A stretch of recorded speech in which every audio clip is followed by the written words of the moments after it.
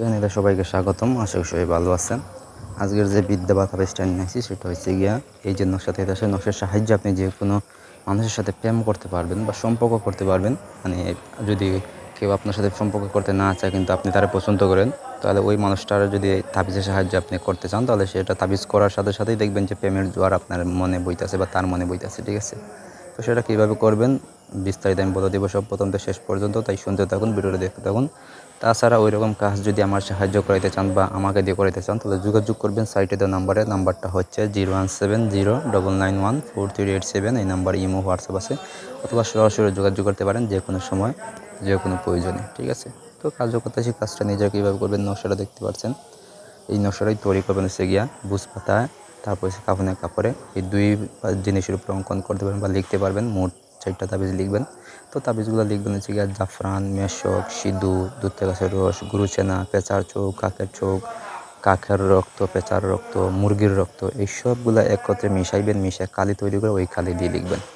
কলম হিসেবে ব্যবহার করবেন হচ্ছে ডালিমের ডাল আনবেন, আইনে ওটা দিয়ে আপনি লিখবেন। ঠিক আছে, তো লেখা হয়ে গেলে 4টা তাবিজ লিখবেন রোজ মঙ্গলবারে অথবা বৃহস্পতিবারে, মাগরিবের আগে আসরের পরে যে কোনো একটা নিরিবিলি পরিবেশে বসবেন, পাক পবিত্র হয়ে বসে আপনি লিখবেন।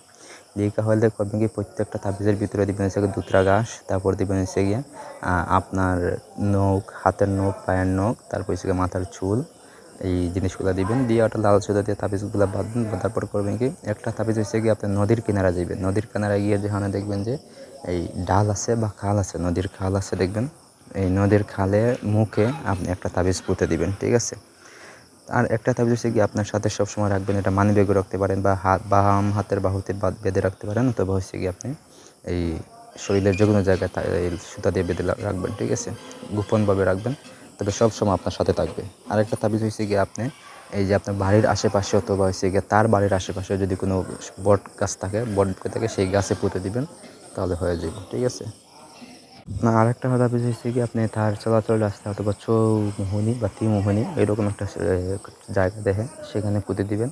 সেখানে পুঁতে দিবেন সুন্দর করে মাটির নিচে, যাতে কেউ বুঝতে না পারে। তাহলে দেখবেন যে এক সপ্তাহের মধ্যে আপনি সেই ব্যক্তির সাথে প্রেম হইব।